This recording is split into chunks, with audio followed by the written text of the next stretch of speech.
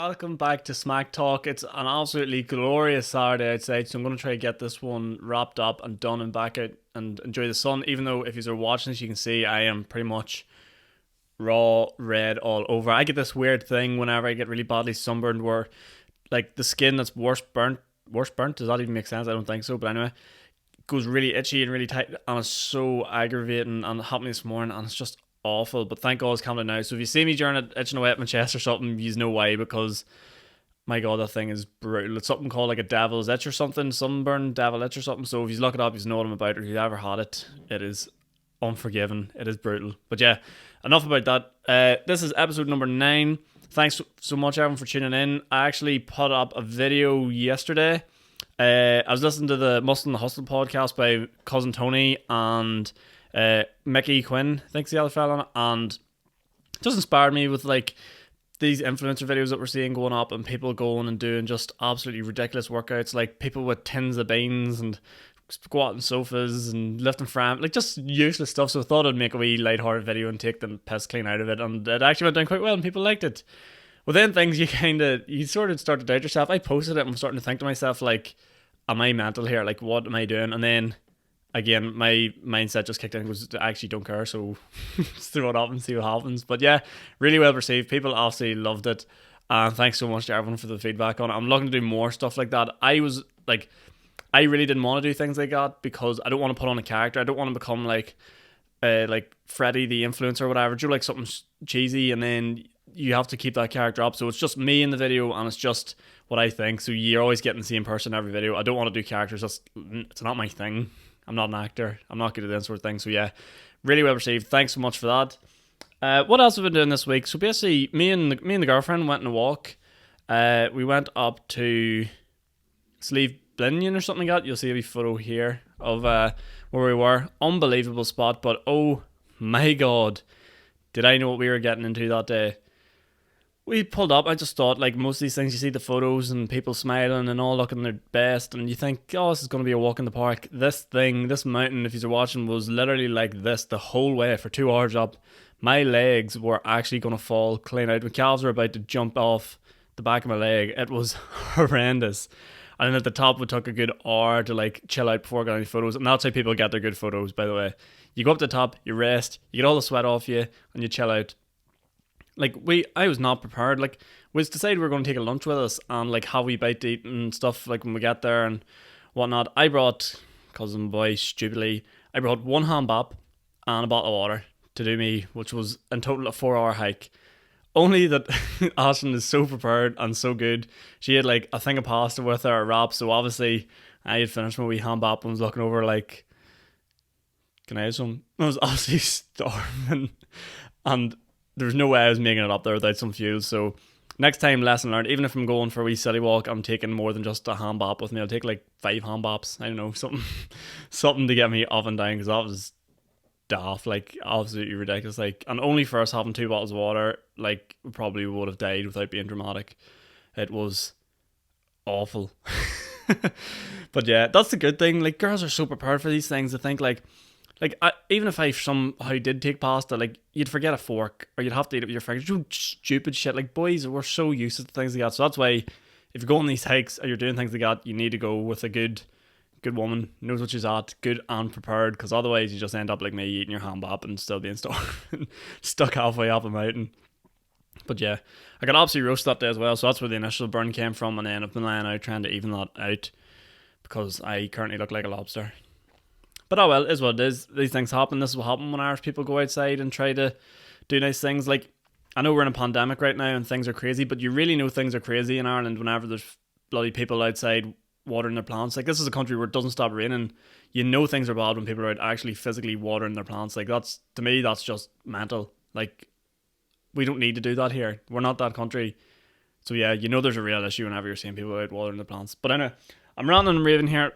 I was watching a really, really good podcast the other day. I don't know if you've heard of him, Joe Rogan. He has a podcast, a bit of success with it. Shout out to Joe if you're watching. I know you aspire to be like me one day on this platform, but he had Kevin Hart on, and Kevin was sort of touching on motivating and why he motivates and how he's so motivating. And For you, those that have followed me for a while now, you know that I did blogs and stuff, and this is something I thought I should cover.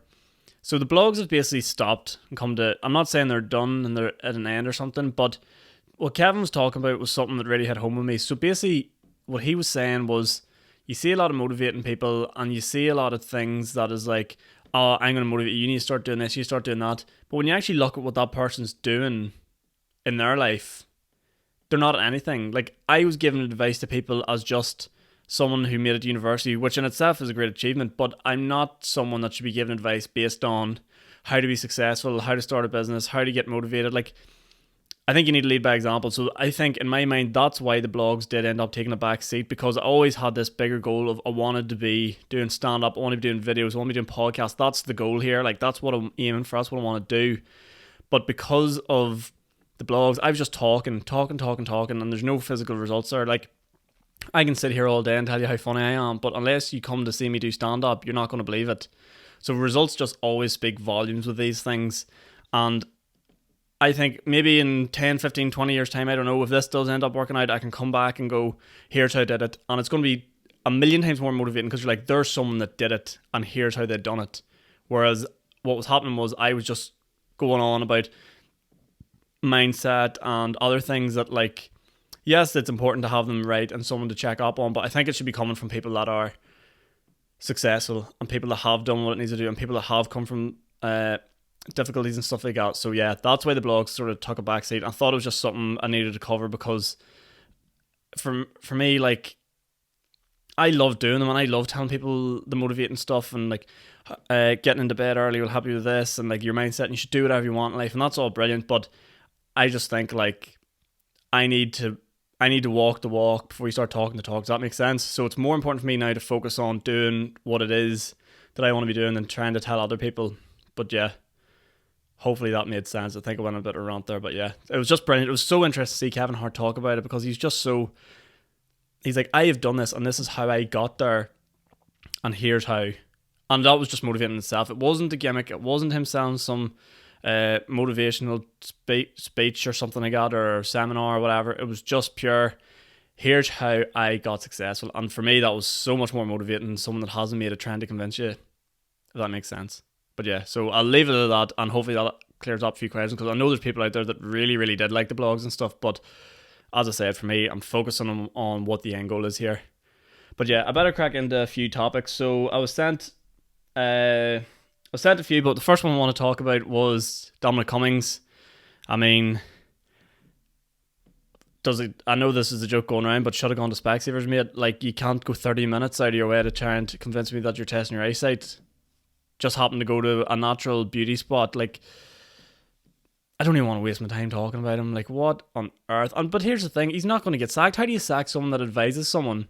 So Boris Johnson turns to his advisor, Dominic Cummings, for advice on his advisor who just broke the lockdown rules. So here's how that goes. You go, so what do you think, advisor? Should I sack my advisor because he broke the rules? Obviously his advisor's just going to turn around and go, that's a terrible idea, I advise you don't do that. Like, the conversation you have there is probably with your advisor, and he's just going, no, terrible idea, don't sack your advisor, no.